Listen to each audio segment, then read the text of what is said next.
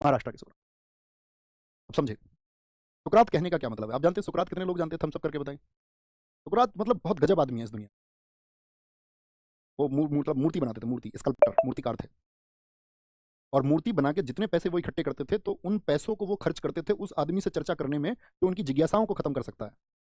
Cafe में ले जाते थे लोगों को पकड़ के, उनको लगे ना इलाके का कोई चर्चित आदमी है, मेरे सवालों का जवाब ये सही तरीके से दे सकता है, उसको कैफे में ले जाते थे, भाई साहब तुम कॉफी पियो और मुझसे बात करो, चर्चा करो मुझसे।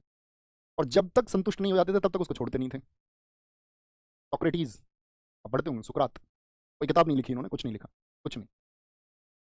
बस इनकी वाइफ इनसे लड़ती थी, बोले कि यार तुम जो है सारा पैसा तुम्हें घर में चीजें है नहीं और तुम क्या मतलब लोगों के ऊपर खर्च कर देते हो, है ना। लेकिन उन्होंने जो उनके स्टूडेंट्स बने, आप समझना मेरी बात को, स्टूडेंट्स जो उनके शिष्य बने, उन्होंने अपने शिष्यों को क्या सिखाया? सुकरात ने, सुकरात ने अपने शिष्यों को यह सिखाया कि आपको जिंदगी में अगर कुछ सीखना है तो चुनाव करना सीखना होगा कि आप किसको गुरु बना रहे हैं, आप किसको सही व्यक्ति मान रहे हैं, तो ये आपको चुनना होगा। कहीं ऐसा तो नहीं आपने शक्ति ऐसे व्यक्ति को दे दी है कि जो डिजर्व ही नहीं करता। तो वो लोगों के अंदर चेतना भरते थे, चेतना कि तुम्हें सवाल करने चाहिए, सवाल।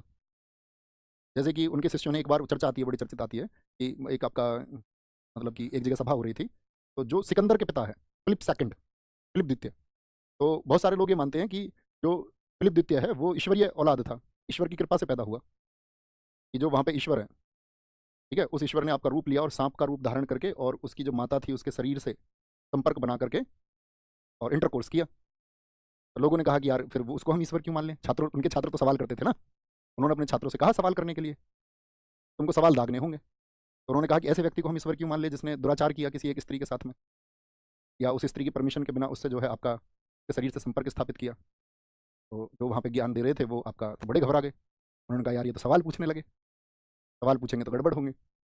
जैसे एक जज साहब को उनके स्टूडेंट्स ने पकड़ लिया, तो लोग अरस्तू का विरोध करने लगे फिर इस बात पर, लोग जिनकी बनी बनाई सत्ता के खिलाफ सवाल उठ रहे थे।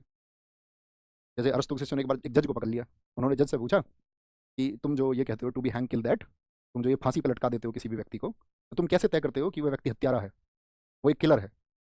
कैसे, किस पैमाने पर आप ये मानते हो? तो उसने कहा जो किसी की हत्या कर दे वही हत्यारा है। जज ने कहा, उन्होंने कहा नहीं तुम गलत कहते हो। हमारे गुरु ने हमको ये समझाया कि अब उसे एक सवाल कर दिया उन्होंने जज से, उन्होंने कहा अच्छा तुम एक बात बताओ, जो बॉर्डर पे एक सैनिक दूसरे सैनिक की हत्या कर देता है विदेशी दुश्मन की, तो क्या वो भी हत्यारा है? तो जज को अपनी परिभाषा बदलनी पड़ी। जज ने कहा यार ये तो मेरा दिमाग खर्च करने लगे। तो जज ने कहा नहीं, जो युद्ध के दौरान हत्या कर देता है वो हत्यारा नहीं है, जो शांति के समय पर स्थापित कर देता है, शांति के समय पर जो हत्या कर दे। तो उन्होंने बोला नहीं हम तुम्हारी बात से सहमत नहीं है, कोई डॉक्टर है, वो शांति काल में और उससे कोई गलती हो गई और गलती से, युद्ध थोड़ी चल रहा है, सर्जरी करते समय किसी की मौत हो गई, तो क्या उस डॉक्टर को हत्यारा कह दोगे गलती से हो गया तो फिर जज ने परिभाषा बदली, उसने कहा नहीं, शांति के समय भी अगर गलती से कोई अपराध हो गया है तो वो भी क्षम्य है। उसने बोला तुम बार बार परिभाषाएं बदल रहे हो, एक बार में सही परिभाषा क्यों नहीं बता देते हो? और तुम कैसे मतलब कैसे जज बन गए हो, तुम्हें अभी कानून की सही परिभाषा भी नहीं पता है। तो व्यक्तियों ने, उन्होंने कहा अपने स्टूडेंट से कि तार्किक बनो, तार्किक, दुनिया में किसी भी व्यवस्था को जबरन मत अपना लो, किसी ने कह दिया और तुमने मान लिया। इस दुनिया में सबसे ज्यादा इंटेलेक्चुअल अगर कोई स्पीसीज है तो वो मनुष्य है। मनुष्य, मनुष्य सबसे ज्यादा बौद्धिक है दुनिया में, क्योंकि हमारा जो मनुष्य के अंदर कॉग्निटिव रिवॉल्यूशन हुआ, संज्ञानात्मक क्रांति, उसके बारे में रिसर्च करना, संज्ञानात्मक क्रांति क्या है। संज्ञानात्मक क्रांति का मतलब है कि व्यक्ति के शरीर के वजन की तुलना में उसके दिमाग का आयतन का अनुपात जितना ज्यादा होगा उस व्यक्ति के अंदर उसके विलक्षण होने के या उसके बुद्धिमान होने के उतने प्रबल दावेदारी होंगी। तो मनुष्य के शरीर का आयतन उसके दिमाग के आयतन की तुलना में सबसे बेहतर है, चाहे चिंपैंजी हो, दुनिया में कोई भी प्रजाति हो, मनुष्य से बेहतर कोई नहीं है। कॉग्निटिव रिवॉल्यूशन क्योंकि होमो सैपियंस में हुआ, होमो सैपियंस में। इसके लिए आपको किताब पढ़नी चाहिए, सैपियंस, युवाल नोआ हरारी। जितने भी लोग बात कर रहे हैं वो पुस्तकें पढ़ के ही तो बात कर रहे हैं, किसी को ऐसा नहीं है कि इस देश में आपको लगे कि यार किसी के ये तो किस तरह की बातें कर रहे हैं, इतनी गजब बातें कहाँ से, सब पढ़ के आता है। दुनिया में कोई भी बात कर रहा है तो किताबों के आधार पर बात कर रहा है। इस दुनिया में इस वर्तमान समय में कोई महात्मा बुद्ध नहीं है कि उनको कोई जागृत अवस्था प्राप्त हो गई एकदम से और उनके दिमाग के ताले खुल गए हैं, नहीं। वो आपके अंदर भी पैदा होंगी जब आप जिज्ञासु बनेंगे, जब आप रिसर्च करेंगे, जब आप चीज़ों को जानेंगे, जब आप पुस्तकों को पढ़ेंगे, तब।